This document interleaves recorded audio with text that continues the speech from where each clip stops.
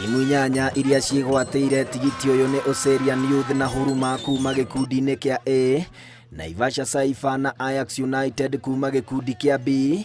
Gĩkundi gĩa C kĩrutĩte timu ya Jungle Potters na timu ya Fantasy, na Naivasha Police oro ũndũ ũmwe na timu ya 11 Stars kuma gĩkundi-inĩ kĩa D. Mbĩtĩka ici iria cianjirie mweri-inĩ wa kerĩ mwaka ũyũ nĩ itũgĩrĩtio nĩ kĩama kĩa FKF rũhonge rwa Naivasha. Na kusema kweli tournament imeweza kuinua mpira na hasa Nakuru County pia mpira imeenda juu, kwa sababu ukiangalia katika ile elections zingine wakati kwa naenda FKF tulikuwa na 32 teams na sasa hii tumeweza kukua na 82 ambao Naivasha pia imetoa timu kama 18, na tunashukuru masponsors waweze kukuja na watusaidie ndio tuweze kusonga mbele. Mũtabania wa mbĩtĩka ici wakiri Joseph Njoroge akiuga itanya rĩake rĩa gũkũria taranda mwena ũyũ nĩ rĩtũngĩtio igũtha nĩ wagi wa iharo ciĩna ikĩro nginyanĩru.